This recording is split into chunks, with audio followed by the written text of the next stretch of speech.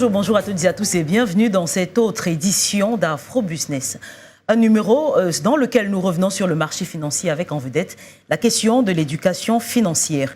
À quoi sert un marché financier et quels sont ses apports et impacts dans les économies, notamment celles en voie de développement? Des questions qu'abordera en seconde partie Paul Odono. Il est administrateur directeur général de Contactureur Capital SA, une filiale de Contactureur Investment Holding, une société de bourse. Mais tout d'abord, ce sujet que je vous propose sur les marchés financiers, leur rapport, classification et fonctionnement, un sujet que vous regardez à l'instant. La croissance enregistrée dans le secteur des marchés financiers se poursuit en s'accentuant. En 2023, par exemple, le rapport APSA Africa Financial Market Index 2023 jetait la lumière sur la progression des marchés financiers africains. Un classement qui tenait compte de plusieurs paramètres au rang desquels la transparence sur le marché, la fiscalité et l'environnement réglementaire. Des critères qui ont classé l'Afrique du Sud première avec un score de 88 points sur 3 des 5 piliers évalués. Bien que le pays domine sur la scène africaine, d'autres marchés financiers affichent de forts taux de croissance.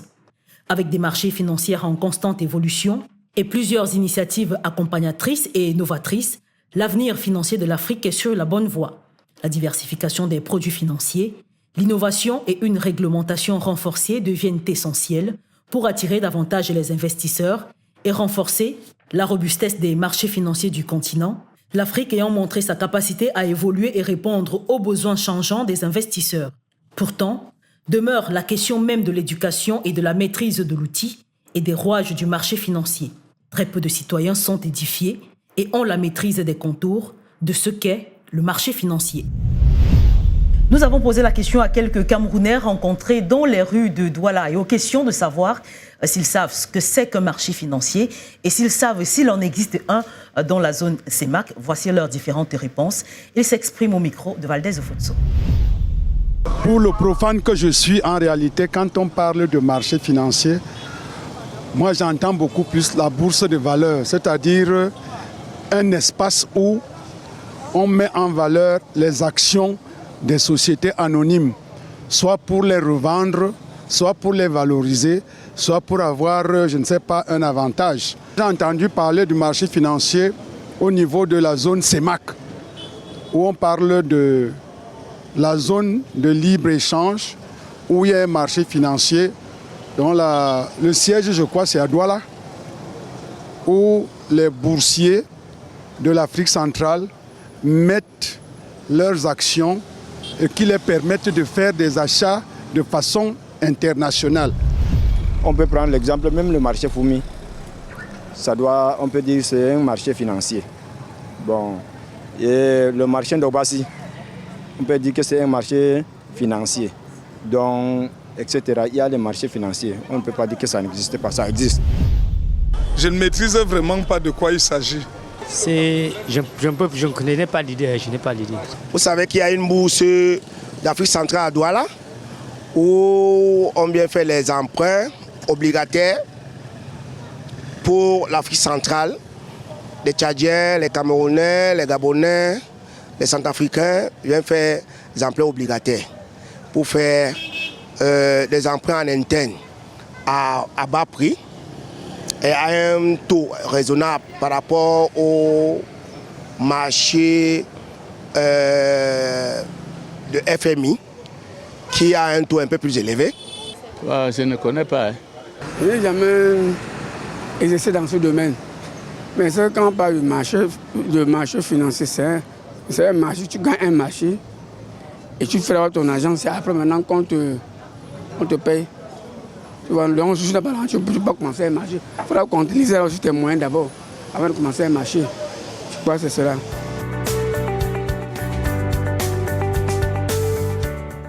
À présent, cet entretien accordé à l'équipe d'Afro-Business par Paul Odono, administrateur directeur général de Contactureur Capital SA. A tout de suite. Bonjour monsieur et bienvenue dans ce programme qui s'intéresse au marché financier avec un point sur l'éducation financière, le marché financier, les marchés physiques ou virtuels où les investisseurs négocient des titres à l'achat ou à la vente. Est-ce qu'on peut avoir une définition toute simple pour le commun des mortels? Merci pour cette invitation.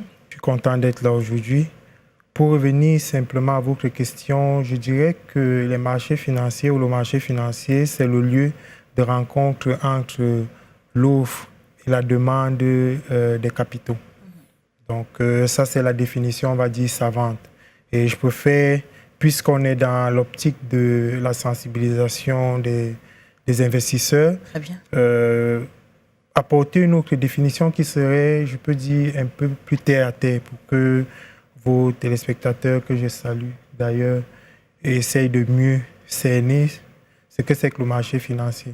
Donc, je vais prendre une définition par les acteurs, par les principaux acteurs. Alors, d'un côté, on a les émetteurs. Les émetteurs, c'est les sociétés anonymes ou des États qui ont des projets, qui ont besoin de capitaux pour financer leurs projets. Et de l'autre côté, on a des investisseurs. Les investisseurs, c'est toute personne physique ou morale qui est en excédent de trésorerie, donc qui a de l'épargne et qui voudrait faire fructifier cette épargne. Donc, d'un côté, comme j'ai dit, on a les émetteurs, de l'autre côté, on a les investisseurs. Mais il faut bien trouver, comment dire, une plateforme pour que les deux, l'offre et la demande, se retrouvent. Donc, les États ont décidé, les États de la CEMAC ont décidé de créer un marché financier avec un régulateur.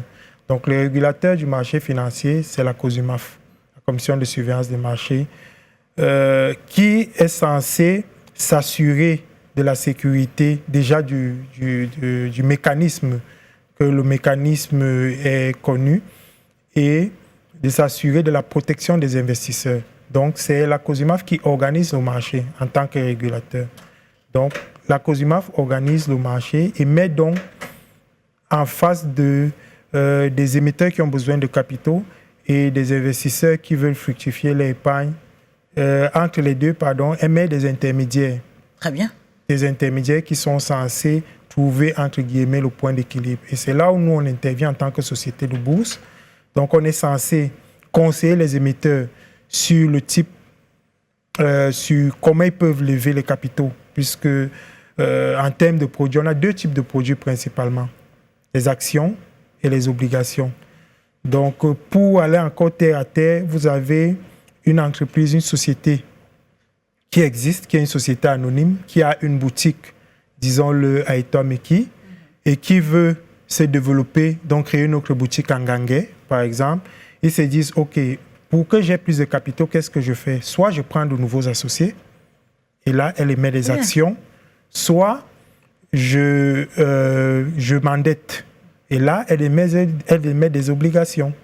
Donc, c'est un peu ça vu sous le prisme des acteurs, des principaux acteurs. Alors, voilà si on un peu comprend comment bien, organiser le marché financier. d'après votre exposé, c'est tout le monde qui peut avoir recours à vous ou se retrouver sur cette plateforme d'échange. Tout à fait. Bon, quand je dis tout le monde, j'ai dit sur les émetteurs, on a les États et les sociétés morales, sociétés anonymes. Il faut être société anonyme, donc pas les salles, pas les établissements. Ça veut dire que moi, je ne peux pas venir toute seule. En tant qu'émetteur, non. Oui. Maintenant, de l'autre côté, on a les investisseurs. Et les investisseurs, c'est tout le monde qui peut venir. Ah, très bien, voilà. Alors, on a regardé ce Vox Pop et on s'est rendu compte qu'il existe un réel déficit de connaissance ou de maîtrise du marché financier par la population qui semble malheureusement plus ou moins désintéressée. Elle se dit, bon, ça ne me concerne peut-être pas. Disons que je ne pense pas que la population soit désintéressée. Je pense que c'est juste, comme vous l'avez dit, un déficit de communication. Parce que dès qu'on a un intérêt ou dès qu'on sait qu'on a un intérêt pour quelque chose, on s'y intéresse toujours. Donc aujourd'hui, et c'est pour ça d'ailleurs, nous sommes aujourd'hui le dernier jour de la semaine de l'investisseur organisé par la COSUMAF. Donc la COSUMAF a ce rôle de sensibilisation, de faire l'éducation financière afin d'enrôler le maximum d'acteurs sur le marché financier, puisque une de ses missions, c'est aussi le développement du marché. Donc aujourd'hui, je dirais plus que les acteurs que nous sommes, nous ne communiquons pas assez. Très bien. Et nous ne sensibilisons pas assez, nous ne faisons pas assez d'éducation financière. C'est ce qui fait en sorte que, comme on a dit, les personnes qui ont été interviewées ne soient pas au courant de cette activité. Mais est-ce que c'est facile? Parce qu'on a l'impression, et justement, il y a quelques-uns qui nous faisaient savoir ou croire que vous n'avez pas, ou eux, ces personnes n'ont pas accès à vous. Est-ce que le porte-à-porte, où vous avez une méthode précise pour faire comprendre aux uns et aux autres l'importance et l'impact d'un pareil marché dans l'évolution, la croissance économique? Bon, disons que l'organisation du marché a voulu qu'au début, on a toujours peur un peu de ce qu'on ne maîtrise pas. Donc, quand on a dit il faut faire le marché financier, même si le besoin se faisait ressentir, en réalité, pour prendre l'exemple du Cameroun, ça a d'abord été confié aux banques. Alors que les banques sont concentrées pour faire la banque, parce que la banque fait l'intermédiation, alors que nous, le marché financier, c'est plutôt la désintermédiation. Ça, c'est un peu compliqué, je ne vais pas me lancer dessus. Mais c'est pour dire que les banques aujourd'hui faisaient la banque. Et on a demandé aux banques de faire le marché financier en plus, donc ce qui était compliqué. Mais depuis que la COSUMAF a décidé que désormais, il faut des filiales qui sont dédiées uniquement sur le marché financier, si on analyse les statistiques qui sont enregistrées sur le marché financier depuis depuis cette décision-là, vous allez vous rendre compte que le marché financier a pris beaucoup plus d'ampleur. Il n'est pas encore au niveau qu'on espère, il est encore embryonnaire, mais il n'est plus aussi au niveau des années 2010 et ainsi de suite. Alors, Monsieur Odono, on a une évolution du monde actuel, ça mute et ça mue et ça croît. Alors, on a une panoplie, une multiplication des produits financiers qui rendent chaque jour plus urgente l'éducation dont on est en train de parler, une éducation approfondie du grand public en matière de finances. Un travail de fond que vous faites à tous vos clients qui viennent ou à toute personne intéressée qui vous approche? Oui, disons que sur les marchés financiers, déjà quand vous rencontrez votre client, on a ce qu'on appelle Know Your Customer, le KYC. Donc en réalité, quand vous allez vers le client, vous devez faire la connaissance de votre client et vous devez conseiller votre client. Faire la connaissance du client, c'est savoir si le client connaît déjà un peu les produits. Puisque comme vous dites, il y a plusieurs types de produits. Il y a des produits qui sont moins risqués que les autres. Donc il y a ce thème investisseurs qualifiés qu'on utilise. Et les investisseurs qualifiés chez nous, c'est des gens qui ont l'habitude de transiger sur le marché, c'est des gens qui ont l'habitude, qui connaissent un peu les produits, notamment les assureurs, les caisses de dépôt et ainsi de suite. Et de l'autre côté, on a des gens qui ne savent pas. Donc normalement, quand vous allez vers le client, vous devez essayer de faire la connaissance du client. Et en fonction de la connaissance du client, donc il y a cette approche conseil, vous devez pouvoir donner donc le conseil adéquat au client pour qu'il sache sur quel actif investir. Et déjà comprendre si il est même, entre guillemets, je vais dire, éligible pour l'investissement. Parce qu'il y a des gens qui, peut-être, n'ont même pas de capacité d'épargne, mais pensent qu'ils peuvent épargner. Donc, il faut y aller progressivement. Pour schématiser encore concrètement, normalement, vous avez... je peux dire la pyramide de l'épargne. C'est-à-dire qu'aujourd'hui, quand vous recevez votre revenu, votre salaire, vous avez un compte courant, un compte chèque. Donc dans le compte courant, vous gérez vos dépenses courantes pour la nourriture, le transport, et ainsi de suite. Au palier au-dessus, vous avez le compte d'épargne. Donc le compte d'épargne, lui, vous permet de pallier à toute éventualité, peut-être un cas de maladie, peut-être votre barrière qui est tombée, il faut la refaire, ce genre de choses, des petites réparations à la maison. Et au-dessus du compte d'épargne, vous avez les comptes projets. Ça veut dire qu'aujourd'hui, j'ai mon salaire, je sais que je gère mon salaire, je gère mes dépenses courantes avec 60%. Ensuite, j'ai une épargne de 10-20% que je garde pour des coups durs qui peuvent survenir. Et au-dessus de ça, vous avez les comptes projets parce que peut-être je n'ai pas encore construit, il faut que je construise. Peut-être que je vais envoyer les enfants à l'école. Les enfants sont encore peut-être en 4e. Il faudrait qu'à un moment d'entrer à l'université, qu'il y ait un capital déjà constitué pour pouvoir payer la scolarité, les frais d'université et tout. Et au-dessus de l'épargne projet, donc, on peut dire qu'il y a l'épargne, j'ai envie de dire d'investissement, l'épargne beaucoup plus long terme. Donc là, et si vous allez sur la pyramide de l'épargne, vous allez vous rendre compte que plus on monte les paliers, plus votre épargne est rémunérée. Parce que sur le palier 0 ou le premier palier, le compte courant n'est pas rémunéré. Quand vous mettez l'argent dans le compte courant, on vous prélève des ajouts. Mais quand vous faites déjà de l'épargne, on commence déjà à vous donner 2-3%. Quand vous montez dans les comptes projets, ils vous proposent 4-5% et ainsi de suite. Donc sur les marchés financiers, vous aurez en plus d'un taux d'épargne qui est supérieur à ce que les banques proposent. Oui. Mais vous avez aussi l'avantage que sur les marchés financiers, la plupart des produits sont défiscalisés. C'était justement la question que je voulais vous poser, sans peut-être vouloir faire concurrence à la banque. On a l'impression, d'après votre exposé, que vous fonctionnez un peu comme les banques, c'est ça? Non, bon, disons que sur ce volet-là, c'est la gestion de l'épargne, simplement. Parce que la banque, aujourd'hui, collecte de l'épargne, distribue du crédit, et gère les services connexes, les transferts, les cartes bancaires et tout. Donc, le rôle de la banque, c'est gestion de l'épargne, distribution de crédit et gestion. Donc, dans le volet gestion de l'épargne, il y a comme une sorte de concurrence parce que nous aussi, sur le marché financier, on propose des produits qui doivent être plus adaptés. En tout cas, l'objectif est de proposer des produits qui sont plus adaptés aux investisseurs, au profil des investisseurs. Alors, vous parliez de risque tout à l'heure. On en vient justement à la question de la protection sociale avec le transfert des responsabilités financières vers le citoyen. On assiste là à un déplacement croissant vers le citoyen des responsabilités et des risques aujourd'hui associés aux décisions financières. Le risque est grand? Bon, moi, je dirais, de mon avis, je ne pense pas que le risque soit grand, notamment sur les marchés financiers. Alors, qu'est-ce que je dirais? Le conseil que je donnerais déjà, c'est que le marché financier, c'est un marché. Et quand on parle de marché, ça veut dire qu'il y a un régulateur. Ça veut dire que l'État ou les États, notamment parce qu'il s'agit de la CEMAC, prennent les dispositions pour protéger la population. Oui. Et quand ils protègent la population, ils mettent des régulateurs. Aujourd'hui, le premier conseil que je donnerais à tout un chacun qui veut investir ou qui veut agir ou interagir sur un marché, oui. Aujourd'hui, que ce soit au marché des assurances, que ce soit le marché bancaire, que ce soit le marché financier, il y a des régulateurs. Vous allez sur le site du régulateur. Les régulateurs affichent toujours les noms des acteurs qui sont agréés. Donc, sur le marché bancaire, le régulateur, c'est la COBAC. Sur le marché des assurances, le régulateur, c'est la CIMA. Sur le marché financier, comme je l'ai dit, c'est la COSUMAF. Donc, ça, c'est déjà un premier, si je peux dire, une première barrière de protection. Ensuite, en termes de produits, comme je l'ai dit, les produits du marché financier, généralement, on n'a pas un marché, on n'est pas encore à New York.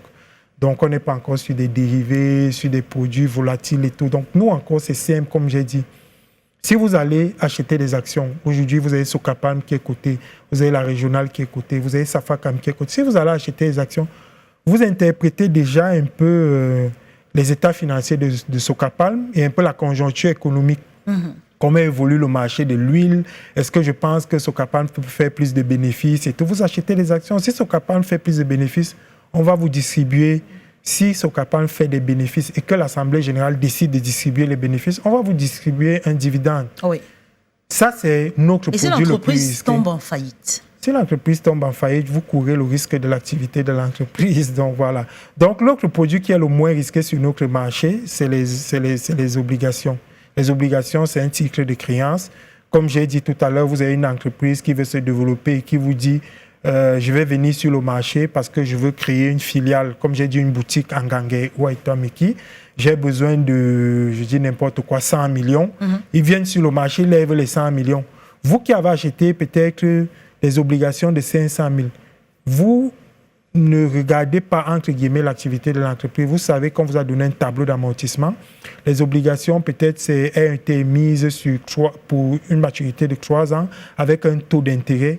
Donc, et seront remboursés selon une certaine périodicité. Donc, comme j'ai dit, avec un tableau d'amortissement, à chaque date prévue, vous attendez simplement votre revenu. Ah, très bien. Donc, ça veut dire qu'il est plus facile pour moi peut-être de venir vers vous en tant qu'investisseur.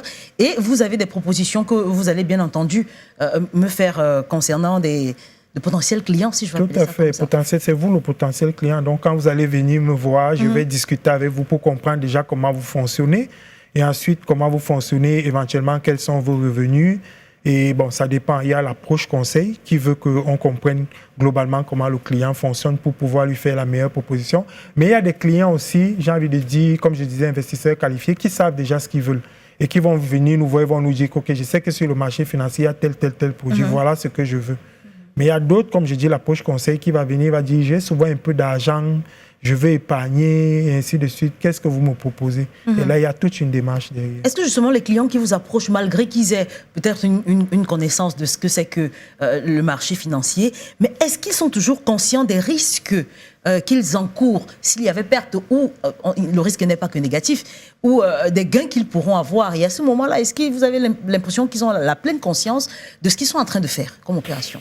Bon, avec l'expérience que j'ai sur le marché financier, comme je l'ai dit tout à l'heure, la personne lambda, comme ceux qu'on a interviewés, bon, ils se font juste une idée et ils vont vous dire qu'il y a des risques et ainsi de suite.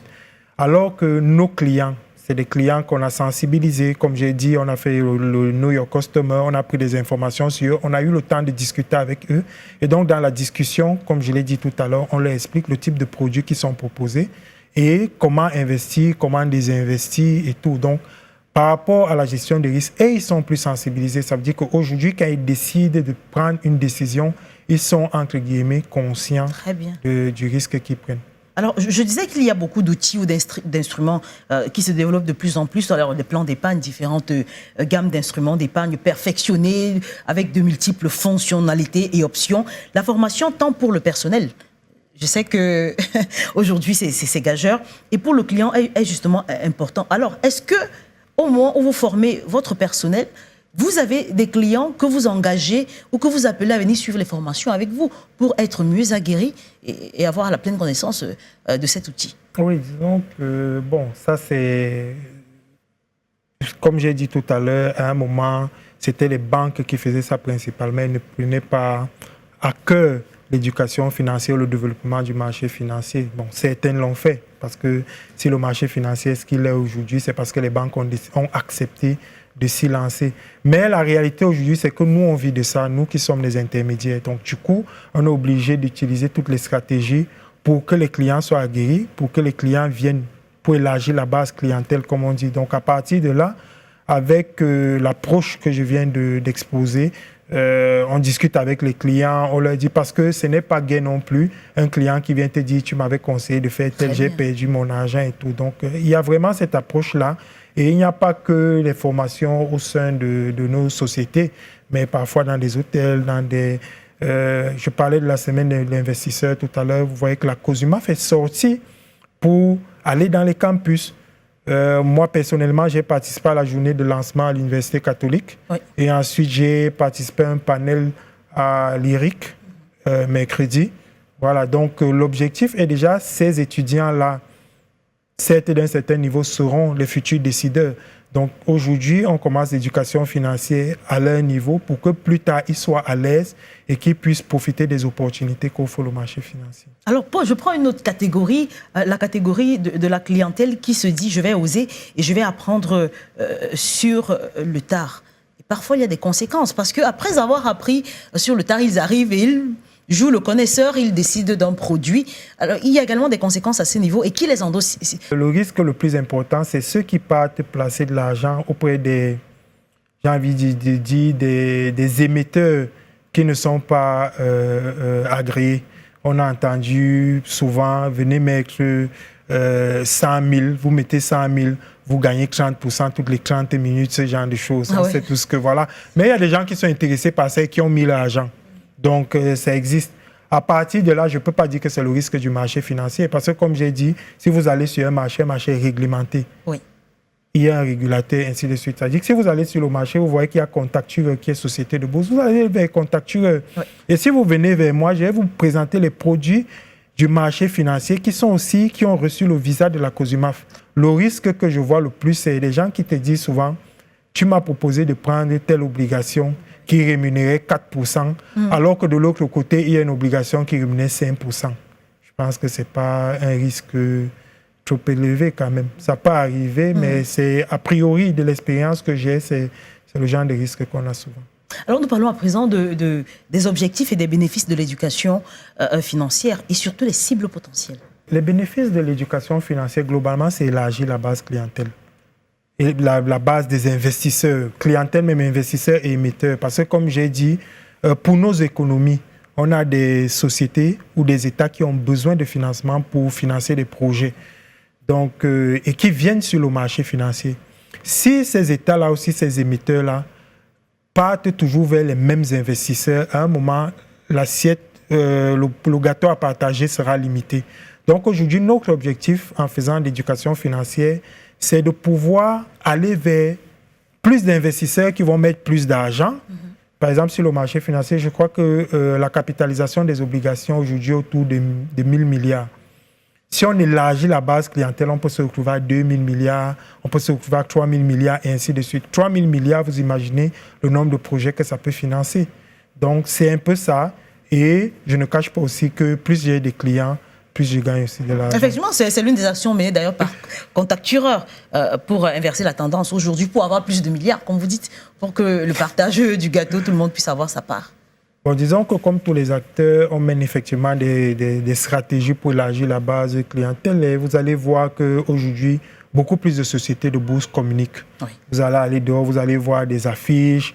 Les sociétés de bourse sont dans des salons, des colloques. Les sociétés de bourse organisent des séances d'éducation dans des entreprises pour sensibiliser justement les potentiels investisseurs. Donc, en termes d'éducation financière, effectivement, c'est quelque chose que nous faisons de plus en plus parce que, comme j'ai dit, aujourd'hui, c'est de ça que nous vivons. Et pour gagner plus, il faut qu'on ait plus d'investisseurs et il faut qu'on ait plus d'émetteurs parce qu'aujourd'hui, on peut même avoir plus d'investisseurs, mais il n'y a pas de produits en face. Il n'y a pas d'émetteurs qui n'ont pas besoin, mais qui n'ont pas offert de produits pour que les investisseurs viennent souscrire. Donc, d'un côté, dès que vous êtes société anonyme et que vous voulez lever même 50 millions, vous pouvez venir nous voir pour qu'on vous propose une solution alternative à la banque, à la microfinance ou aux tontines même.